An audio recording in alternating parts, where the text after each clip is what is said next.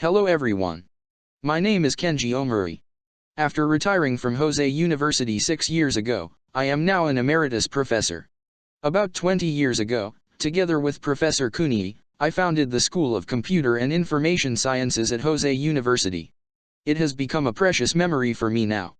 Today, I would like to utilize his theory establishing in his later years to formalize Kublai's globalization of Mongolia.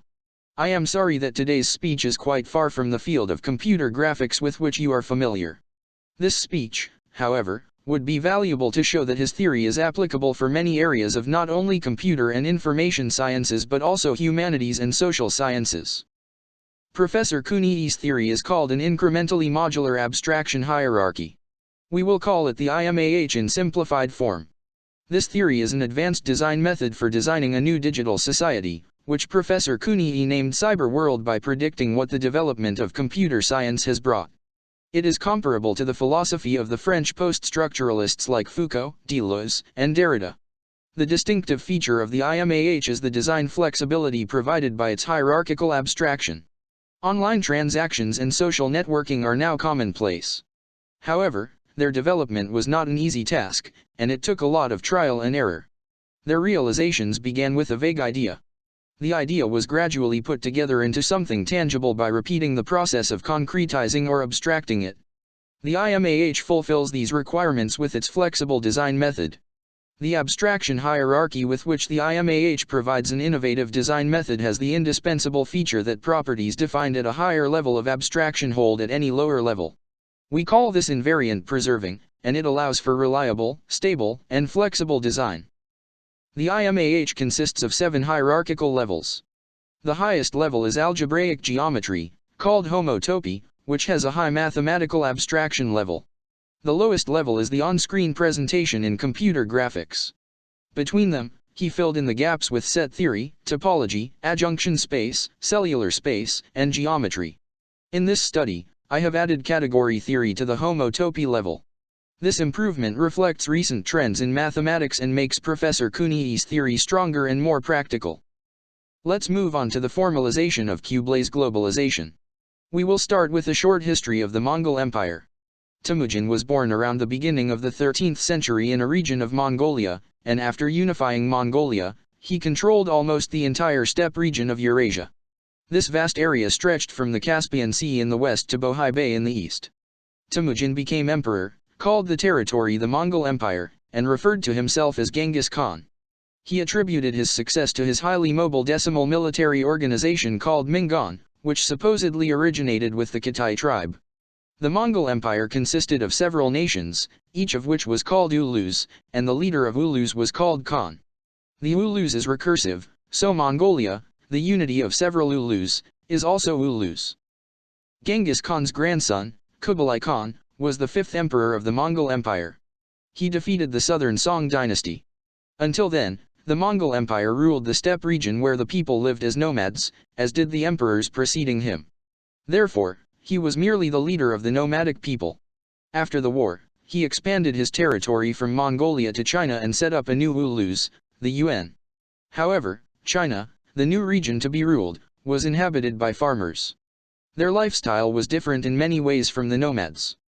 His task was to build a globalized political, economic, and military system by merging the two societies with their different cultures. So, let's first start with the establishment of the capital. As the nomads raised livestock, they lived in vast pastures in the summer, separated by several families, and they lived in large groups together to escape the cold in the winter. Their leaders were no exception and set up their camps in different locations for summer and winter. As farmers, on the other hand, cultivated their fields, they lived a sedentary life. Their kings also spent all their time in fixed palaces. To overcome the difference in customs between the nomads and the farmers, Kublai decided to have 2 capitals. These were Chengdu and Daedu. For the nomads, Chengdu is their summer camp, and Daedu is their winter camp. Kublai also connected the 2 cities by roads with factories and stores, making the 2 cities function as one metropolitan area. To the farmers, it felt like one capital despite the 2 cities. I will describe Kublai's design for the capital establishment using the IMAH. In the diagram, let A be the nomads, B the farmers, and C the new globalized society. On the homotopy level, We represent A, B, and C as points or circles. On the set theoretical level, we concrete A, B, and C by adding 2 camps and 1 palace to A and B, respectively, and making C their exclusive logical union. On the adjunction space level, with an attaching function f, we combine A and B to obtain C so that the two cities, C1 and C2, are together as the capital. On the presentation level, get a map of the two capitals as our concrete results. The following figure shows a more detailed map where Chengdu and Daedu have individual palaces, but we conceptually regard them as a single capital. Let's look at the governance system. First, I will explain the Mongol army organized by the decimal system. The army consists of a nested structure. The smallest unit is Arban, which consists of 10 soldiers and 1 leader. The next smallest unit is Jagun, which consists of 10 Arbans and has one own leader who leads it.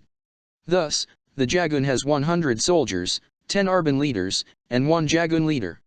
The unit above the Jagun is Mingan, which consists of 10 Jaguns. Here too, there is one leader responsible for this unit. The unit further up is Tumen with 10 Mingans and 1 leader. The emperor conveys his orders to the leader of the Tumen. He informs his subordinate Mingan leaders of the emperor's orders, who relay them to their subordinate Jagun leaders in the same way. By repeating this process similarly, all the soldiers can receive the orders efficiently in 4 steps. Mongolian emperors selected leaders from the aristocracy called Noyan and members from the commoners called Karakut. The emperor assigned them to positions according to his or his entourage's preference. The Imah can describe the Mongolian military administrative system, as shown in the paper. Now, let's look at the new design method that incorporates and extends the Imah with category theory. The agricultural governance system is a centralized bureaucratic system that originated in the Qin dynasty. The bureaucratic system consists of organizations and officials. Let's look at the officials first. In the nomadic society, the emperor chose his officials based on his connections, whereas, in the agricultural, the emperor selected his officials based on meritocracy. To become an official, a candidate had to pass an imperial exam called Keju, which in principle was open to all and was equal, but the pass rate was exceedingly low. Once the candidate passed the Keju exam, he was appointed as an official, starting at a lower rank and progressing to a higher one depending on his performance. The organization of the bureaucratic system had a tree structure like a pyramid, called 3 departments and 6 ministries. It had the ministers at the top and the heads of local government offices at the bottom. The following diagram shows the upper structure of the 3 departments and 6 ministries, with the emperor at the top, the 3 departments in the middle, and the 6 ministries at the bottom. Each of the 6 ministries has its own minister, which possessed, at the bottom, a pyramid-shaped lower organization. The following diagram shows the relationship between the organization and the officials. The candidate became an official after passing the Keju exam and got a lower position A. After working very hard, he got a little bit higher position B. With more effort, he got a moderate higher position C. Finally, with good fortune, he arrived at a respectable position D. His status change is shown in the bottom of the diagram, moving from left to right. Now, we will consider the relationship between the officials and the organization by the category theory. Passing the Keju exam is a kind of promotion. Let the candidate be A, the official X, and the promotion T. In the category theory, A and X are objects, and T is a morphism.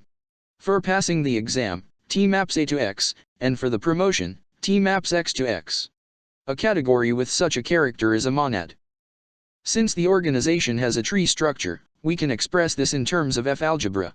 If we now denote a tree by Y, a leaf by I, and a branch by B, we can define a functor F as mapping Y to I or B.